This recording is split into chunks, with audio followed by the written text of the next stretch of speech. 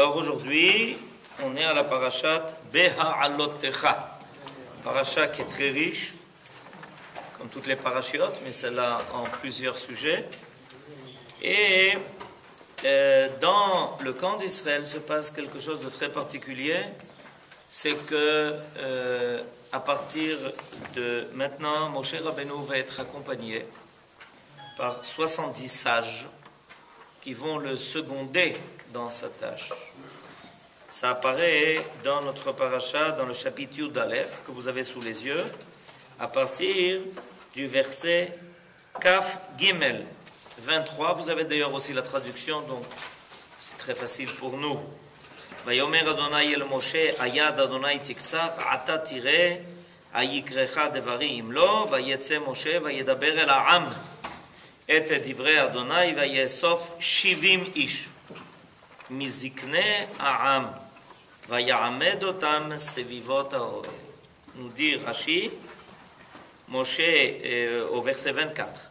Moïse se retira et rapporta au peuple les paroles de l'Éternel, puis il réunit 70 hommes parmi les anciens du peuple et les rangea autour de la tente. Vayered Adonai be'anan וידבר אליו, ויעצל מן הרוח אשר עליו, ויתן על 70 איש הזקנים, ויהי כנוח עליהם הרוח, ויתנבא ולא יספו. L'Éternel descendit dans une nuée et il lui parla. Il détourna une partie de l'esprit qui l'animait et la rapporta sur ces 70 personnages, les anciens. Et aussitôt que l'esprit se fut posé sur eux, ils prophétisèrent. Mais ils ne le firent plus depuis. Verset suivant, Vayisharu shne anashim bamachane, Shem ha'echad Eldad, Veshem ha'sheni Medad, Vatanach alehem haruach, Vehema baketuvim, Velo yatsu ha'oela, Vayitenabu bamachane.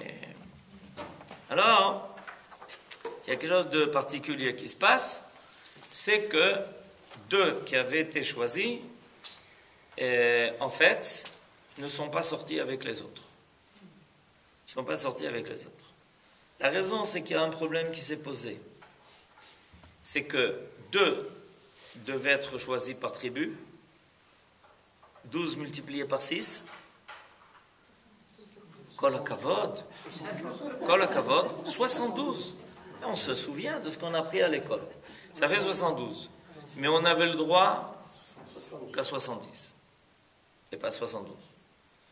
Alors évidemment, chacun était un peu gêné parce qu'on n'aime pas tellement céder sa place, faire partie du Sanhédrin qui est prêt à renoncer à cela.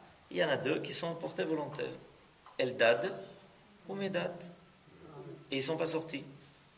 Donc, finalement, il y en a eu 70, grâce à ces 2-là, qui se sont portés volontaires pour ne pas se joindre aux autres. 2 de ces hommes étaient restés dans le camp. L'un nommé Eldad, le second Medad. L'esprit se posa sur eux, car ils étaient parmi les inscrits. Ils étaient parmi les inscrits, mais ne s'étaient pas rendus à la tente. Et ils prophétisèrent dans le camp. Voilà à peu près le cadre de ce que l'on va étudier avec l'aide de Munk. Alors, passons maintenant au commentaire de Munk, qui va parler de tout cela. Il réunit 70 hommes. À qui pouvait-on comparer Moshe à ce moment-là? À la lampe supérieure du candélabre, à laquelle toutes les autres viennent s'allumer, sans que sa propre clarté ne en soit aucunement amoindrie. La capacité particulière de la lumière d'une bougie, c'est de pouvoir en allumer de nombreux autres sans que pour autant elle ne perde en rien de sa force. Alors Moshe Rabbeinu on dit, si maintenant il y a 70 hommes qui vont s'ouvrir autour de lui, c'est fini, rien n'est fini. Moshe Rabbeinu restait Moshe Rabbeinu, et chacun de ces hommes recevait la force de Moshe Rabbeinu lui-même de prophétiser. Encore fallait-il convaincre ces anciens d'accepter leurs fonctions en les attirant par de bonnes paroles. En effet, ils avaient conscience de leurs responsabilités qu'on allait maintenant leur donner. Et on veut bien les honneurs, mais pas toujours les responsabilités. Alors Moshe Rabbeinu les a convaincus en leur disant: heureux êtes-vous d'avoir été choisis comme administrateurs des enfants de Akadosh Baruch Hu. Simultanément, Moshe devait les mettre en garde en leur posant comme condition de prendre sur eux la peine de ces enfants. Vous avez bien été choisis, quel kavod on vous a fait. Sachez seulement qu'à partir de maintenant, tout ce qui se passe dans le peuple, c'est vous qui en êtes responsable. Et si quelqu'un a des problèmes, c'est vous qui devez les régler. Et si vous devez aider, c'est votre rôle. Et qu'à partir de maintenant, votre temps n'est plus le vôtre. C'est-à-dire qu'en même temps, il fallait évidemment les aider à accepter ces responsabilités, mais en même temps, leur expliquer que être choisi pour être la tête du peuple, c'est pas pique-nique. On n'est pas là pour s'amuser. Mais finalement, c'était pas simple en leur disant: ces enfants qui sont pénibles et rebelles, vous s'occupez du Ham Israël, c'est pas simple. Mais finalement, ils furent honorés aux yeux des enfants d'Israël. Ceux-ci les virent et leur déférèrent honneur et gloire en disant: combien ces hommes sont aimés pour qu'ils puissent entrer avec Moshe et entendre la parole de Akadosh Baruch Hu dans le Ohel Moed. C'est-à-dire que c'est toujours le dilemme. Est-ce que ça vaut le coup de prendre des responsabilités? Parce que d'une part, on est la tête de quelque chose, on remplit un rôle qui est important, mais d'autre part, ça nous oblige beaucoup. C'est pas facile, surtout s'occuper du Ham Israël. Réponse: plus on a, l'un ne va pas sans l'autre. Et quand on a un rôle à remplir, il faut le remplir. Et c'est pas pour les honneurs qui l'accompagnent. Néanmoins, d'être conscient des mérites que l'on a. Mais il faut aussi savoir que ça implique un rôle qui n'est pas facile et qu'il faut accepter les difficultés du rôle à remplir. On ne peut pas accepter seulement les choses qui te conviennent. Quand on a un rôle à remplir, on accepte tout à la fois.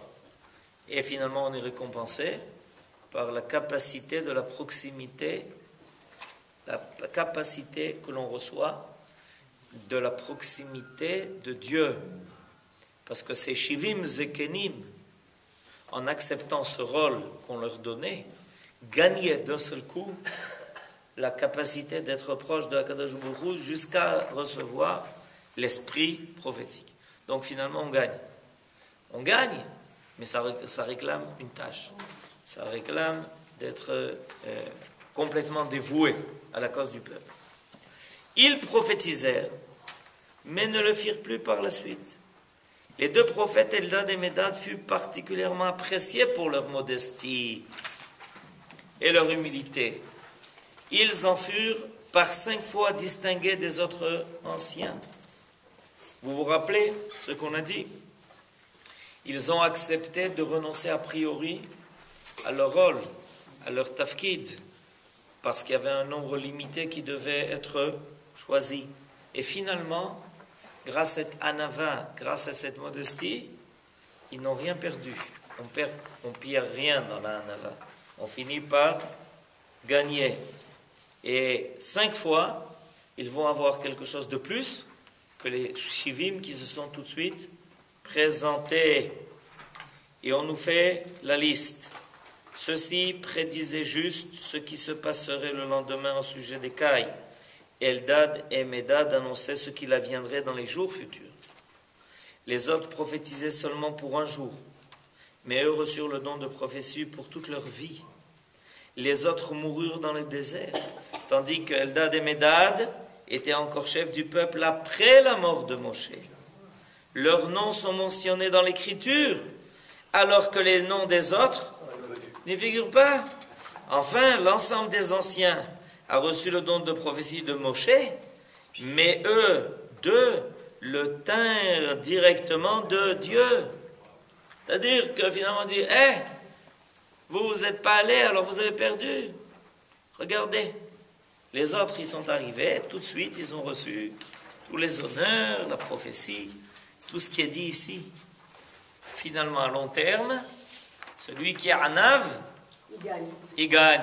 Comment s'il vous plaît, comment ont-ils été choisis? Peut-être n'ai-je pas entendu ou compris. Au sort. Ah, c'est le tirage au sort. Okay. Il n'est pas Anav pour gagner. Hein? Il n'est pas Anav. Non, il est Anav parce qu'il est Anav. Il est Anav parce qu'il est Anav. Zéo. Et finalement, dans leur Anava, ils ont eu droit à 5 degrés différents de plus que ce que les autres ont eu droit. C'est pour ça qu'un homme n'a pas à s'inquiéter. S'il a un rôle à remplir, il finira par le remplir. Et il n'a pas besoin de faire de la publicité, de se mettre dans les journaux, de dire votez pour moi, parce que je suis le meilleur, le plus beau, le plus fort, le plus intelligent. Et le plus Anav. Et celui qui comprend le plus. Et je suis le plus Anav. Ok, c'est un drôle de raisin. En toujours est-il que, Rabotai, on a quelque chose à apprendre de cela. Regardez, Bémet, il y a quelque chose à apprendre de ce qui nous est dit à propos de Eldad ou Medad, qui dans leur Nava n'ont pas voulu pour ne pas gêner les autres, parce qu'ils savaient qu'il y avait un problème. Et finalement, ils ont reçu Kefel Kiflaim. Ils ont été récompensés beaucoup plus que ce que les autres ont reçu, a priori, et que eux, on aurait pu penser qu'ils avaient perdu, et que finalement, ils vont être les grands gagnants de l'affaire. Alors, quand vous voyez quelqu'un de gagnant, sachez qu'il y avait en lui une part de modestie qu'il n'y avait pas chez les autres. 3 points de suspension. Maintenant, qui va gagner? Zéo. Il y a toujours un gagnant. Yosef. C'est pour tirer cette leçon qu'Akadosh Baruch Hu n'en a pas choisi 72. Peut-être. Nachon. Toujours, de toutes les façons, un Bedin, il ne peut pas être un Bedin père. Vous savez que c'est une règle. 70. Mais 70, non, avec Moshe, c'est un père. C'était 70 plus Moshe. Nachon. 70, ça représente, vous savez que le mot 70, en fait, c'est 7 multiplié par 10. Ça représente ce qui couvre l'ensemble des Shivim Panim la Torah. C'est-à-dire que grâce aux 70 sages qui siègent dans le tribunal, on a toutes les facettes. On a toutes les facettes. On a toutes les capacités de comprendre la Torah sous tous les angles possibles et sous toutes les faces possibles. Ce n'est pas un chiffre qui est par hasard. Bon. Alors, il n'y avait qu'un problème, et maintenant, il fallait renoncer à 2. Alors, désigner 2 en leur disant, et vous êtes... Non, alors, c'est pas sympa. Mais, quand 2 renoncent par eux-mêmes, finalement, Kadosh Baruch Hu dit, Kol hakavod lachem, ne vous inquiétez pas, on vous attend au tournant pour vous dire, Davka, que c'est vous les meilleurs. Est-ce que d'après ce qui vient d'être dit, d'après ces propos, le fait justement de se trouver dans la Anava, qui est en fait aussi une forme de stratégie par rapport à ce que Dieu, par rapport au Tzimtzum, par rapport au retrait de Dieu, pour laisser après la place après une proximité. Il faut qu'il y ait, est-ce qu'il ne faut pas justement qu'il y ait cette espèce de distance qui peut après être remplie par différentes fonctions? Toutes les midot tovot sont apprises de Akadosh Baruch. C'est pour ça que l'on nous parle de la façon dont Dieu dirige son monde, de façon à ce que nous, les hommes, apprenons de la conduite divine. On a parlé de ça longuement cette semaine dans le collège. Quand on nous parle de Dieu dans la Torah, ce n'est pas pour nous parler de Dieu. Parce que qui sommes-nous pour parler de Dieu? On n'est pas des théologiens. Que Dieu nous préserve. On est des hommes qui étudient la Torah. Et en étudiant la Torah, on rencontre une conduite qui est divine, pour nous inviter, nous les hommes, à nous élever au-delà, au-dessus de notre conduite humaine, pour adopter quelque chose de divin. Notre but, nous les hommes, c'est de devenir plus divin dans notre capacité d'être.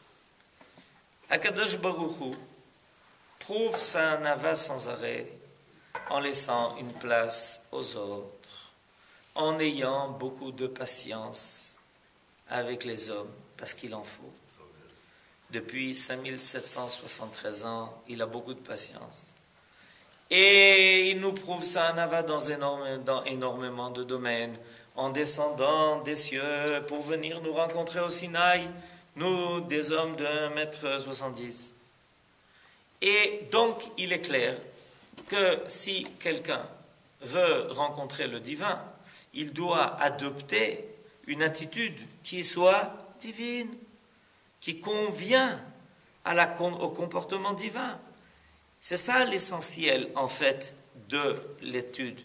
L'essentiel de l'étude, c'est de dire quel est le comportement divin que l'on doit adopter pour pouvoir rencontrer le divin. Si on ne reste que dans un comportement qui est humain, même rationnel, alors on peut rencontrer l'humain, mais on ne peut pas rencontrer le divin. Pour pouvoir rencontrer le divin, il faut que l'on puisse se hisser, que l'on puisse s'élever, que l'on puisse travailler sur ses midot, sur ses vertus, de façon à ce qu'il y ait quelque chose de divin qui apparaît en nous. Et c'est pour ça qu'à la fin de notre paracha, précisément, se révèle le grand secret. Pour quelle raison?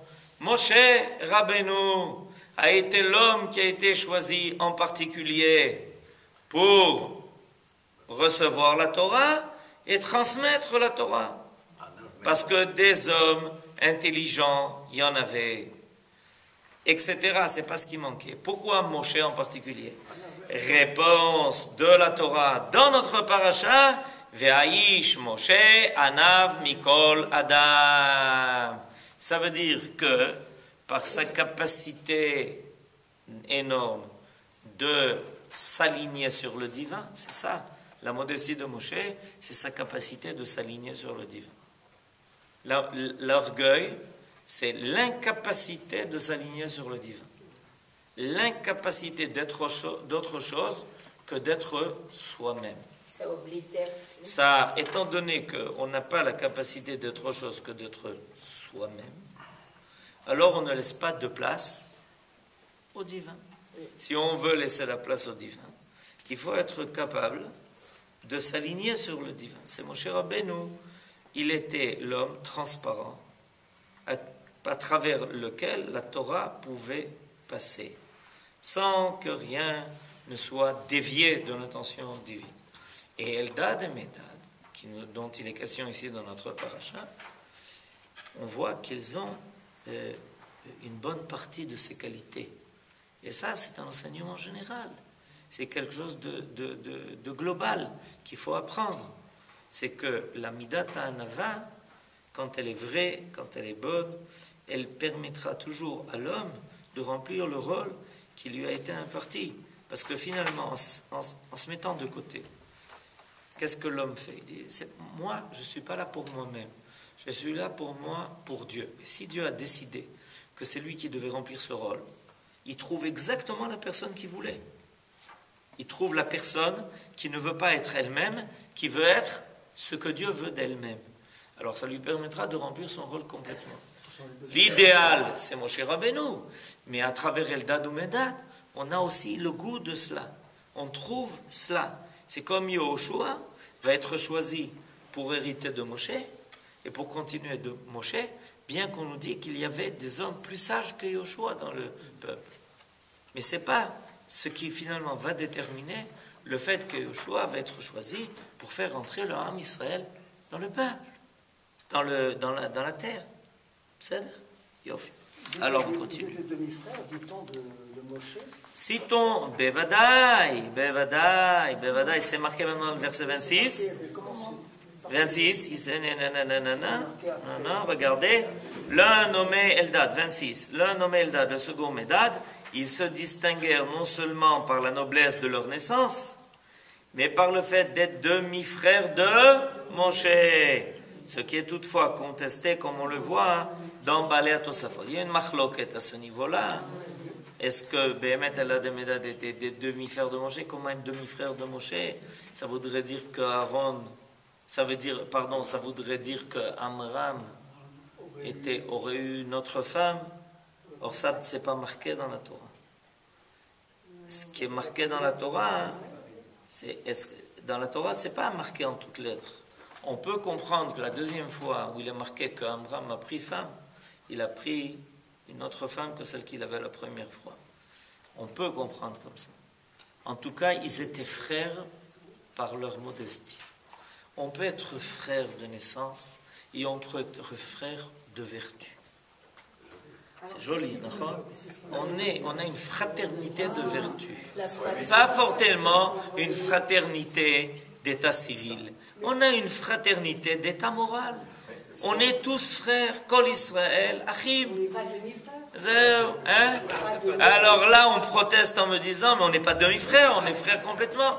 Ça dépend combien on arrive à adopter les vertus de tout le monde. Zéo Yosef. C'est ce que vous voulez dire. À ce niveau-là, on n'est pas demi-frères, on devient frères. C'était deux, ça fait un demi, un demi. Ah, ok. Alors, on continue.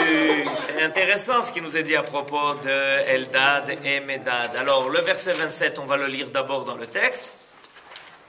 Dans le texte, il est marqué Vayarot Sana'ar, Vayaged le Moshe, Vayomar. Eldad ומדד מתנבאים במחנה. ויען יהושע בן נון משרת משה מבחוריו, ויאמר אדוני משה כלהם. ויאמר לו משה המקנא אתה לי? ומי ייתן כל עם אדוני נביאים? כי ייתן אדוני את רוחו עליהם. Traduction.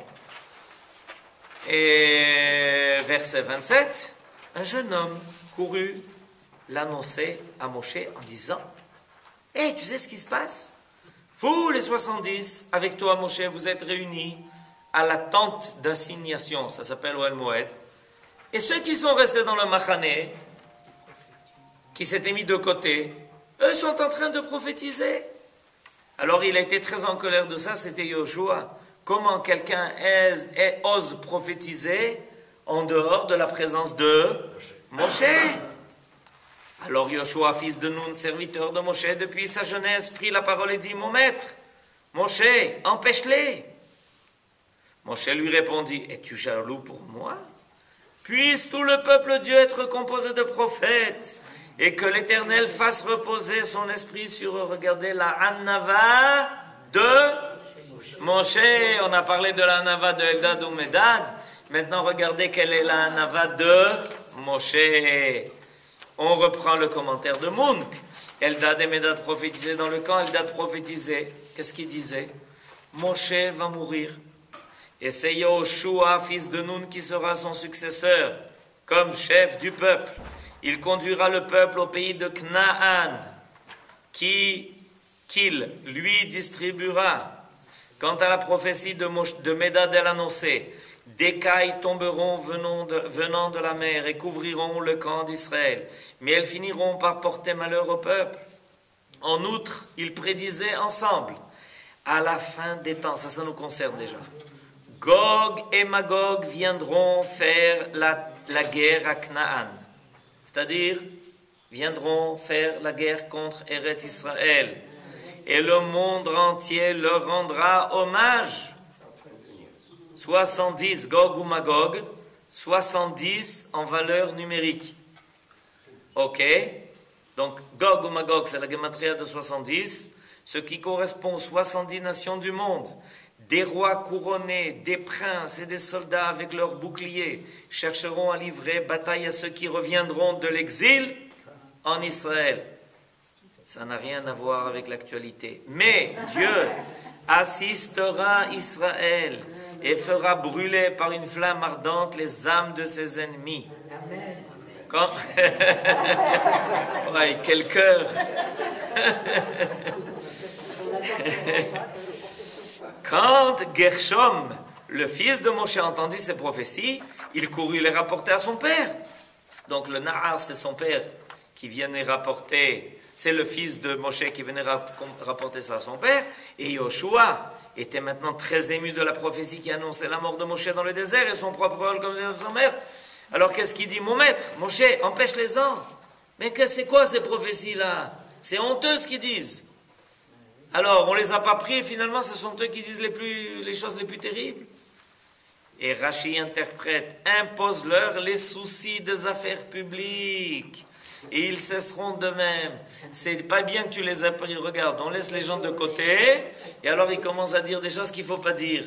Alors tu sais quoi? Amène-les, donne-leur le travail, fais-les ranger les chaises, fais-leur s'occuper d'élections. Tu verras, ils n'auront plus le temps de prophétiser. C'est la solution. Autre explication, enferme-les en prison parce qu'ils prophétisaient que Moshe va mourir et que Yoshua ferait entrer Israël dans le pays.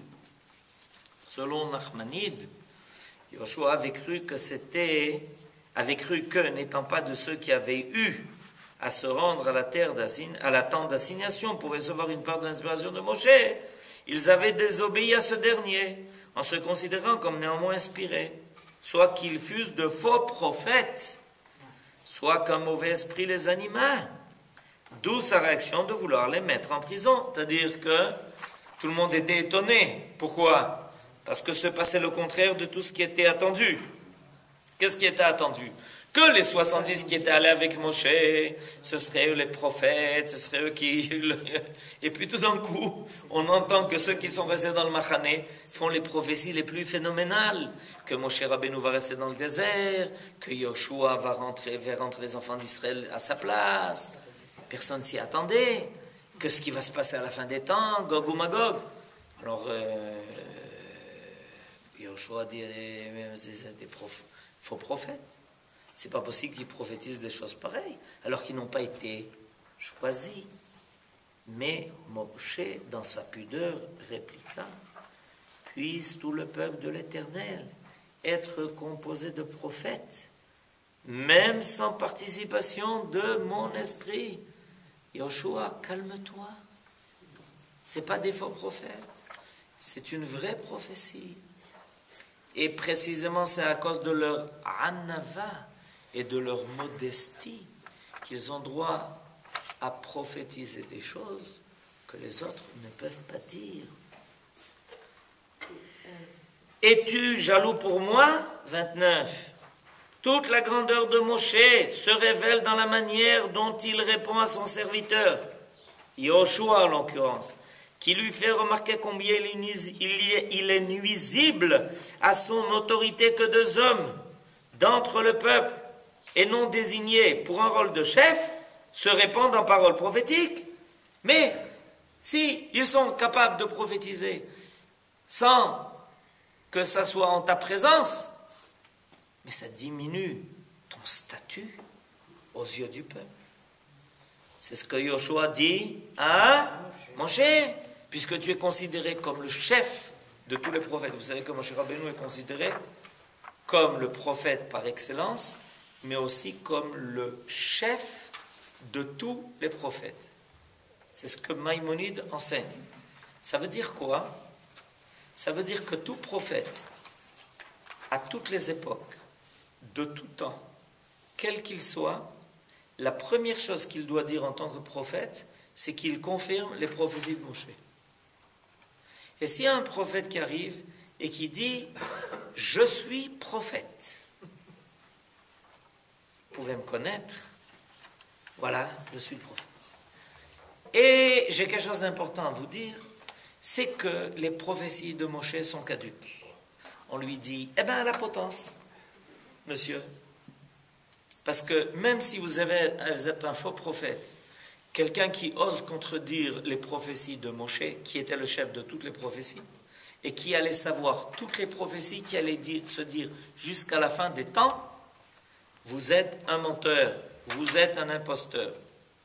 Alors Yoshua dit, mais qu'est-ce qui se passe? Ces deux hommes-là, pas en ta présence, font des prophéties. Il est nuisible à ton autorité que ces deux hommes d'entre le peuple, et non désignés pour un rôle de chef, se répandent en paroles prophétiques. La réponse de Moshe est significative. Veuille Dieu que tout le peuple de l'Éternel puisse prophétiser. Il n'y a en lui aucune jalousie de ses prérogatives, nulle crainte de se voir dépassé ou égalé par autrui. C'est là que nous voyons toute la simplicité, la majesté de cet homme qui ne désirait jamais recueillir un bénéfice personnel pour lui-même. Eh bien, on a quelque chose à apprendre de Moshe Rabbeinu.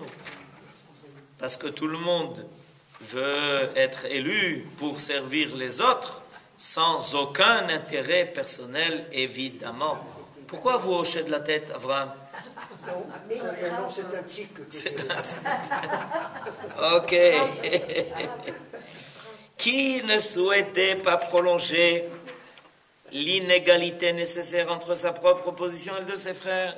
Moshe Rabbeinu n'avait aucun problème, mais voir au contraire tout le peuple accéder aux connaissances et à la sagesse dont il était lui-même doté. Et c'est pour ça que quelque chose d'extraordinaire, c'est que tout sage en Israël, la première chose qu'il fait dans sa vie, c'est partager sa sagesse avec les autres. C'est intéressant. Mais si tu partages ta sagesse avec les autres, alors tu vas être plus le sage par excellence, puisque les autres vont savoir ce que tu sais. Nachon, c'est ça la Torah. C'est la différence entre la Torah et le reste. Nachon, Bediuk, Kacha. Et Israël entier à un stade où chacun a pu bénéficier de la suprême communication divine, la prophétie. Alvaï, que tout le monde, c'est comme ils sont arrivés au Har Sinaï, et comme à la fin des temps, il y aura à nouveau l'esprit prophétique qui se déversera sur l'ensemble du peuple. Moshe Rabbeinu était ravi de savoir que le Am Israël avait la capacité de faire apparaître des prophètes. Et la prophétie, il n'avait aucun problème au niveau de cela. En tout cas, on a appris beaucoup de choses aujourd'hui sur les hommes, leur modestie, comment remplir son rôle, comment être celui qui va servir son peuple. Et à l'Evaï, qu'on arrive à apprendre un millionième à la puissance un millionième de la modestie de Moshe Rabbeinu. Amen.